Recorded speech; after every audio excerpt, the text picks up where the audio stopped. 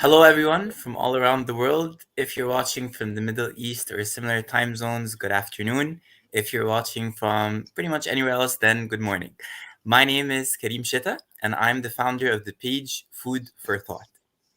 When I first established this page last year, my mission was to spread the message of positive psychology in Egypt as well as the Middle East. But little did I know, eventually, the Middle East, but little did I know that there were so many influential figures in the field, including our guest of today, and that is Dr. Louise Lambert. Dr. Louise, welcome, and we're so happy to have you today. Hello, and I'm really happy to be here. Awesome. Yeah, it's going to be very exciting, and we're talking about the Middle East, so it's a pretty huge topic, but I know that you'll deliver. So, for anyone who's watching right now and hasn't read the bio yet, just in case, could you briefly introduce yourself to our viewers? Yeah, so I'm actually just sitting in Dubai today, and this is where I live. I've been here for about 10 years, and I'm the editor of the Middle East Journal of Positive Psychology, and I'm also a researcher in well-being, positive psychology, of course, and also looking at elements of culture. And my aim is similar to yours, is how do we spread more awareness, but also empirical evidence around well-being across the region. Amazing, very truly inspiring. And what drew you, if we're gonna go back to the origin, to the point zero, what drew you to positive psychology? What motivated you to get into the field? I was doing my doctorate degree and I had been working in mental health for many years. And as you know, mental health and mainstream psychology is very much about doom and gloom. We study depression, anxiety. And what I noticed during in my clinical work, I was doing a lot of depression groups, Mm-hmm. which are a little bit depressing. And what I noticed is that, we do a really good job using CBT, cognitive behavioral therapy, and people just kept coming back because that's what many people do using CBT. So Yeah. it's useful, but it only brought people to a state of being not depressed and not Uh, necessarily happy. So as I was doing my studies, I found one course in positive psychology and I thought, oh, what is this? I'd never even heard about it before. And I yeah. thought it was going to be, the typical easy A, like basket weaving. I'm like, Yeah. okay, let's just take this. And my whole world changed. I was like, what? Like, this is what I actually thought psychology always was and never found it. So my whole professional lens changed and also my theoretical orientation changed. So I adopted positive psychology in my professional model, started using it in those depression groups. So we relabeled them to happiness groups. People were like, Mhm. what like do we need to wear clown noses? No clown noses, no group hugs. But it was specifically targeted for people with depression, and what we found was that the success rates were way higher, so in the sense that people left and they didn't come back. So instead of getting, hey, I think I need to come back and see you 6 months later, instead we were getting postcards. Hey, remember that trip I talked to you about? Well, I went. Mhm. And then we get a Wow. postcard. Or that business I wanted to open, I did it. And it just really, again, improved people's depression, but it also pushed them further and increased their happiness. And then after that, I just never looked back. And that's what I've been doing since. So pretty Wow, I stuck. love that story. I love that because it's like a moment of chance and then it's sort of played like a key role for the rest of your life. That's truly amazing. Yeah. Yeah, yeah. Mhm. No, because I was like doom and gloom all the way. So I said, I'm like, what a luck. What it was really luck that I took that course because I wouldn't Yeah. have taken it otherwise. Yeah, Yeah, it and was would have good. been where you are today. So that's awesome. So okay, so you were saying at the beginning that you currently live in the UAE, but obviously I know that you're Canadian. So my question is, out of pure curiosity, so you're educated in Canada. Oh, what motivated you to move like halfway across the world to the UAE and spread your knowledge there? Uh, Honestly, I was just really bored. I think like many people, I'm like, Yes. okay, I'm kind of bored. Canada's nice, but it's very well established, so it's stable, it's reliable, it's predictable, and that's nice, but it also means that it can be a little bit boring. So I knew people who were here, and I just thought, all right, let's just do it.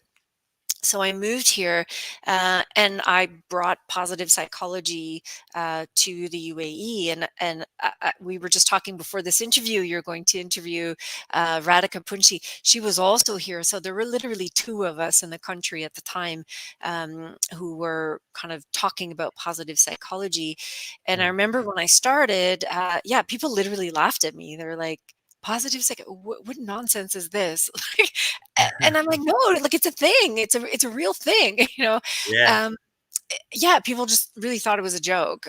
So I Mhm. just thought, okay, fine. Um, but I did nonetheless start the first course in positive psychology at the Canadian University. Mhm. That was really cool. And then, you're asking kind of like origins. How did I get to this point? The other turning point was I do research, and I was working on a lot of research in the UAE around happiness and well-being and submitting it to international journals. And the response came back, "This is of no interest to us." Oh, And I was like, "What?" shocked. I was really quite offended because I thought, well, you know what? Your stuff is of no interest to us. And then I just decided, like, somebody has to open a journal. And, after Mm. you say that often enough, you're kind of like, okay, fine, I'll do it. And then I just did it, and it's been really good. And our whole platform is that I believe everybody in the world has a right and an expectation to see themselves reflected in research and to see themselves True. reflected in literature. And I just thought it was really unfair that we didn't get that voice, and I say we, just of in the region. Yeah, so that's really our main thing, is it's for the Middle East, by the Middle East, and that's it. So if you're publishing in California, we're not publishing you either. So it's really just very much for here, and to really showcase and highlight the work that is being done here, because it deserves a platform. Mhm. Well, thank you for that, because you've, as they say, paved the way for a lot of, including myself, a lot of people who are aspiring to do the same objective, and you've already started that almost a decade ago or more. So that's truly inspiring. And when you went to the UAE, that was obviously going to be my next question, but I think you sort of answered it, which is, were people accepting of that culture, but or that concept of positive psychology? But I guess now maybe they're a bit more flexible with it. Yeah, now it's turned around completely. So probably this year, maybe also last year, for the first time, I didn't have to solicit anybody for the journal. Wow. We're getting submissions now. We get inquiries, and people know about it. And it's not just knowing about the journal, but understanding, what do we mean by the science of well-being?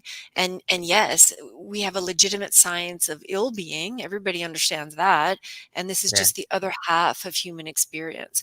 So Yeah. again, it's the same empirical tools. We use the same scientific method. We just have our own theories and models and constructs for the well-being spectrum. Uh-huh. Yeah, I think people understand it now. They've really Mhm. grasped it, and it's good. And I think that transformation has been not just one about knowledge, knowing about it from a scientific perspective, but I think also a psychological awareness that you have a right to be happy. Yeah. And you can do that. There's things that we can do to make that happen. It's not just up to luck, fate, or chance.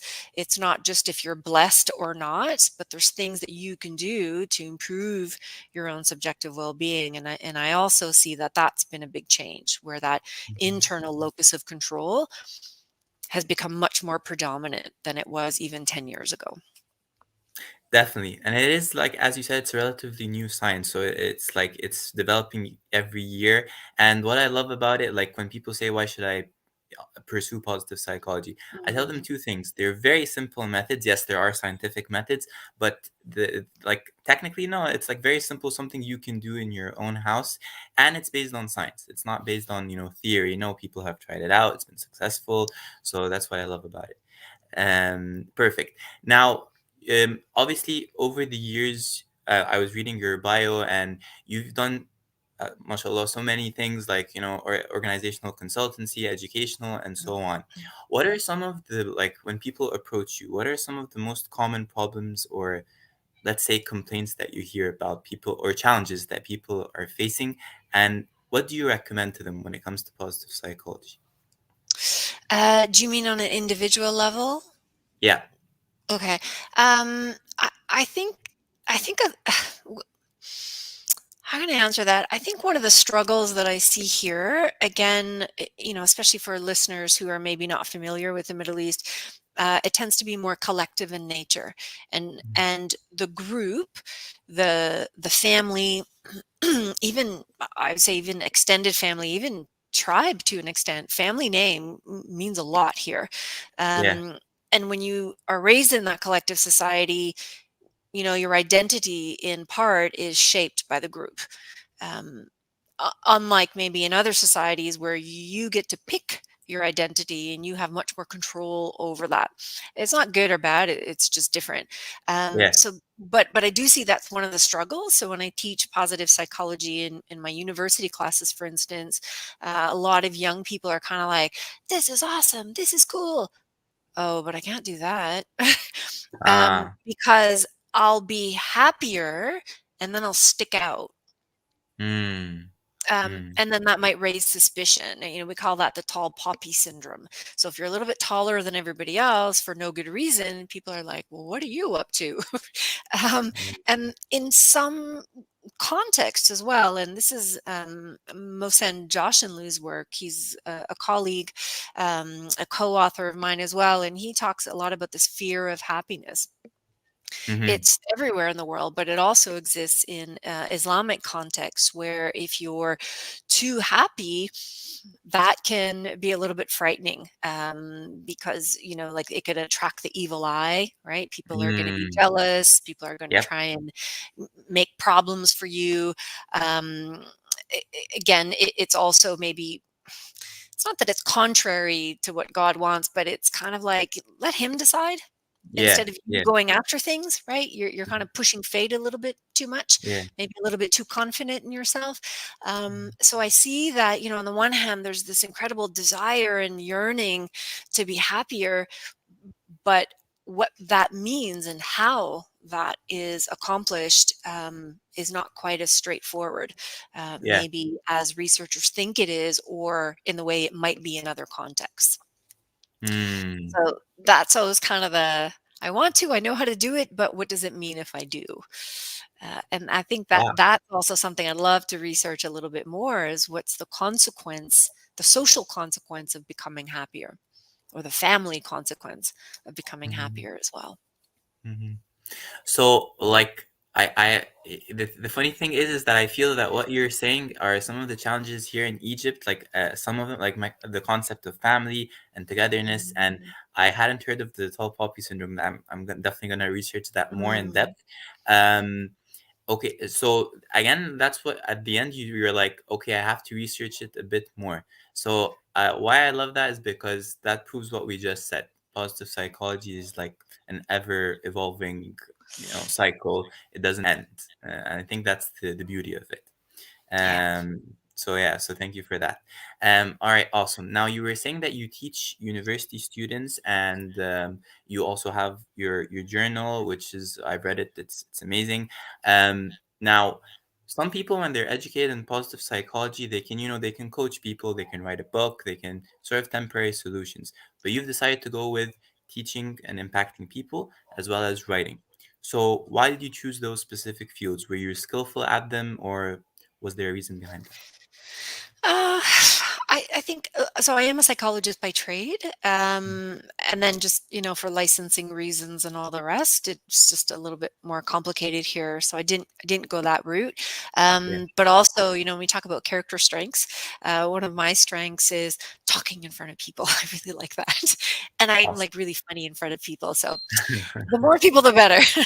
And Exactly. yeah, I like that format, but also I think university students, particularly, they're just at that point where they're like, I'm still who my parents want me to be. I'm still trying to figure out who I am. I'm not really sure. It could go right. It could go left. And you just like you can really influence the direction they take, but also how they live their lives and the habits that they adopt. So I really like that teaching aspect.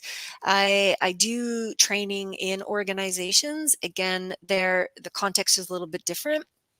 You're constrained maybe by the organization, Yeah. because then you're trying to effect change at a systemic level. So thinking Yeah. about what are the contributors to well-being from an organizational level. But there's other times where I do well-being training. So, sometimes we have to change the words, right? I use Yeah. positive psychology interventions in the Uh-huh. workplace to boost levels of subjective well-being in individual employees as well. So there's different ways that we can do it. So some is through education, others through research, because I'm kind of nerdy and I just like doing research. So that's more like my thing.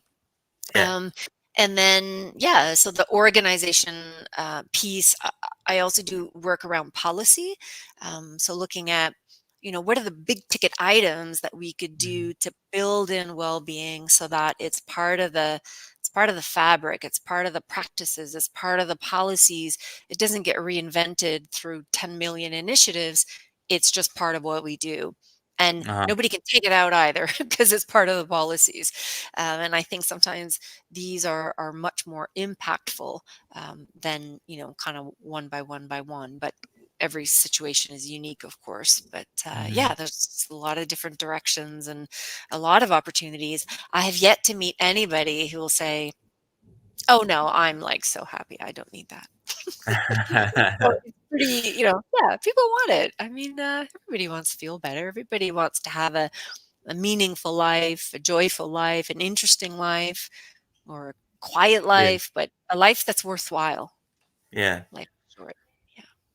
So what you're saying, well, thank you for that. And what you're saying is that so like each one complement, like each tool complements each other, whether it's organizational tools, teaching, writing, everything. Because my next question was gonna be, do you think that maybe the written word is more powerful than the spoken word, or vice versa, or do each of them have their own pros? I think it depends on the audience. So Yeah. I'm somebody that I need to see the numbers. I'm kind of like I'm skeptical of everything. So I'm like, I want to read that study, and I'm the one googling things. And I think that's important because, especially if you think about it in terms of an organization or even a school. I also do work in schools as well, and if you're selling a program, there needs to be returns on that investment, and you need to be Yeah. able to show that this actually has positive outcomes versus, well, people will feel better. I mean, that's valuable in its own right, but it Yes. also needs to lead to more tangible outcomes. So those could be learning outcomes, those could be health outcomes, productivity outcomes, whatever. Mm-hmm. Um, so I think for a certain percentage of the population, it's very much about, show it to me, and I want to go away and think about it. And then I think other people really like these kind of formats. Mm-hmm.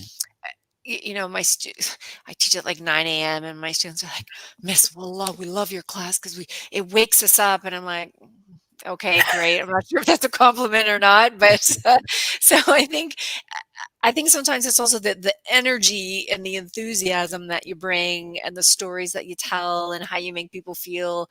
I think for some people that's the draw.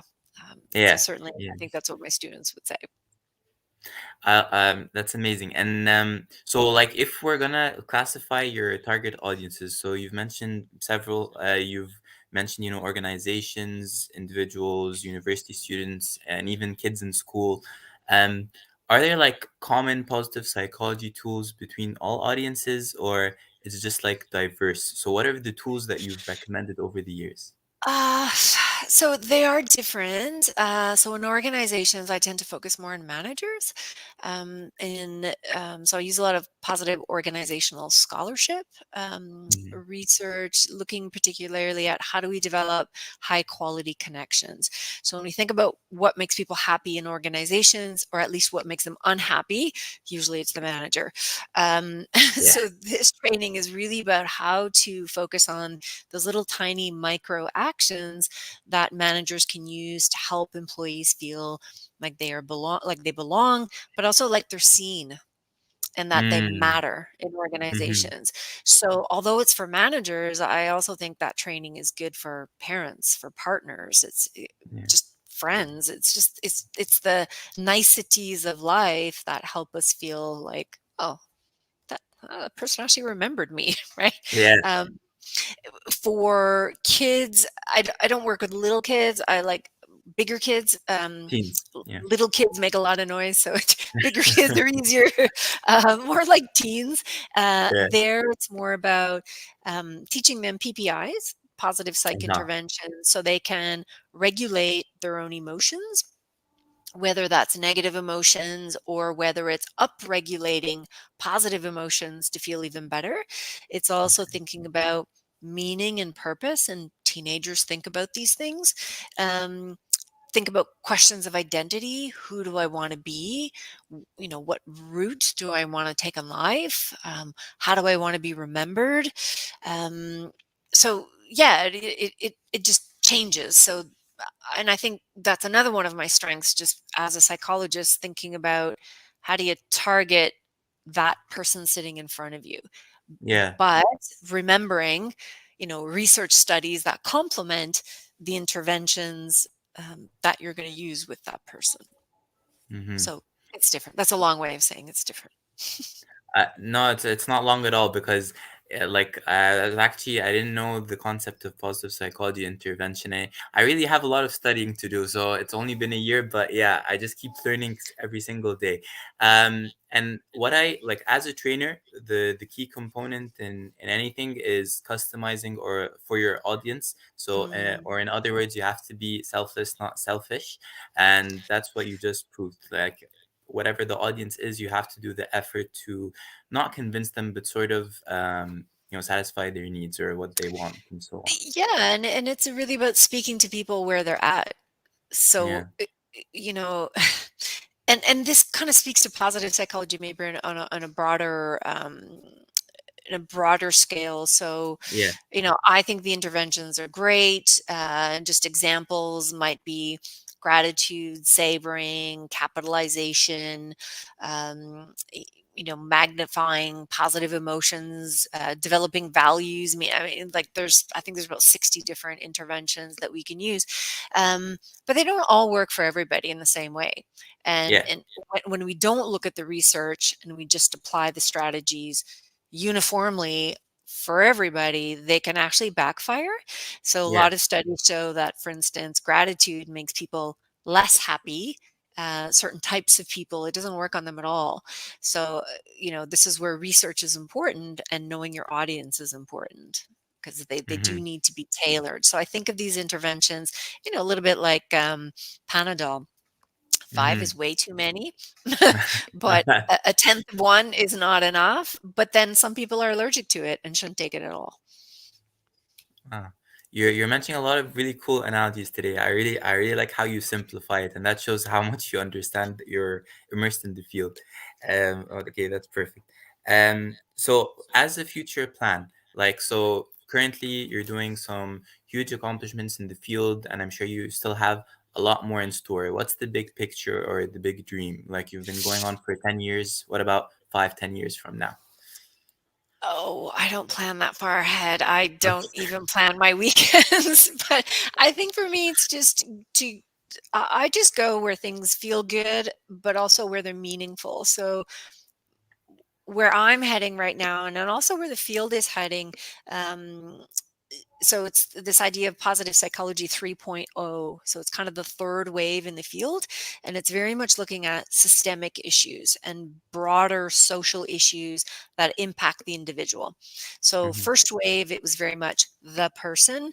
Second wave, we moved it out a little bit bigger to culture, and also incorporating the negative with the positive. Third wave, we're going even bigger than that, and we're looking at things like employment, financial, health, political movements, COVID, Yeah. but also things like climate change. So that's my new area, and there is new models being promoted in that area, and these are around sustainable happiness. So Mm-hmm. essentially, so this is based on Catherine O'Brien's work, Uh-huh. fellow Canadian. I think she's wonderful. Yeah. And she's really sort of combining positive psychology interventions with sustainability and looking at how do we make choices to improve our own happiness, but also respect the planet and make choices to respect its happiness. Uh-huh. Because a lot of what we do to be happy actually contributes to climate change, and Yeah. that needs to stop. And so we need new models to represent this new context that we're in, and something's got to give. Hmm. So it doesn't mean don't be happy. It just means choose your bike over the Hummer, please. A bike is great. You'll still be happy, and it'll also contribute to subjective well-being, but it's not going to kill Yeah. the planet at the same time. Yeah, so I'm doing a lot of research in that and looking at, what makes people more likely to take action when it comes to climate change, and all these other cool things. So that's kind of where I'm moving into slowly. That's like a really like extraordinary level of innovation. Like I would have never pictured combining positive psychology with, environmental impact or even social impact, like you said, health, economy, and so on. So that's really fascinating. So hopefully, when you've achieved that in the near future, we'll do another interview about it and Yeah, we'll share your findings at the time. that would be great. That would be great. Awesome. Um, I really have like I'm trying to limit my questions and not, like take too much of your time, That's but okay.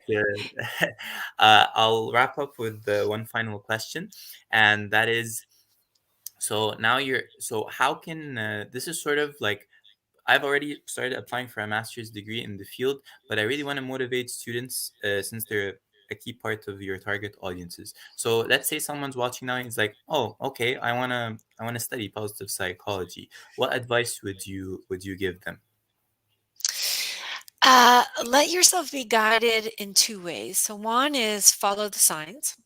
Mm-hmm. Because if you don't follow the science and you're just telling everybody, go be happy, Mm-hmm. no, that's not science. Yeah. But also that makes people unhappy.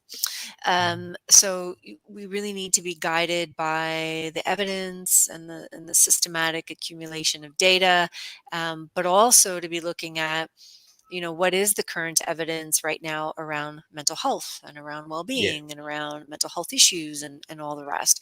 And so the treatment has to match the condition, if you will. Um, so that'd be advice number one. Advice number two, follow your heart.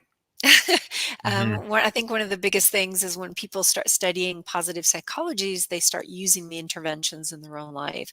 And then you start going, actually, I'm happier than I realized I was. Like, Mm-hmm. I think sometimes we think happiness is like this big disco ball that falls from the sky and puppies and rainbows, and that's not happiness. That never happens. That might happen once in your life, right? So it's about how to get a little bit more realistic with what is happiness, but to look for the small moments of joy. I mean, for me, it's my coffee in the morning, and I grow little tomatoes on my balcony, and it's just to be more conscious of what you're doing, and to look for joy and quality in life, and we can all do that, even if our contexts or circumstances aren't fantastic. We can all stop for 2 seconds and go, oh, there's a little flower there, right? Like, Mm-hmm. life's not all Mm-hmm. bad. Mm-hmm. Yeah, so follow your heart, follow the signs. That's very succinct and very concise, and I like that your message does not only apply to university students, as I asked in my question, but I think it's more, universal. Any age group, it's the same concept, because you don't come to realizing the true value of positive psychology at an early age. It sort of takes time to reach that stage, I think. Mhm. Yeah, Yeah, awesome. wonderful. Unfortunately, with a heavy heart, I have to bring the interview to a close because I don't want to take too much of your time. But if I could ask you, if anyone wants to, if you have a final message for our viewers, anyone watching now or the recorded version later on. My advice is always the same, and everybody who knows me will laugh. Eat the good cheese. That's it. Okay, and eat the good cheese. So, like, as in reference to positive psychology, or is it more of a or literal cheese? Literal cheese. We have all these wonderful things around us, and we're like, "Oh no, I'll wait for a special occasion." No, today's a good day. Eat the good cheese. Well, that's a pretty perfect ending to the interview, and I just so everyone eat the good cheese, and I just want to tell you, Dr. Louise, it's been an honor and a privilege having you today. I really enjoyed it. I'm sure all of the viewers will as well.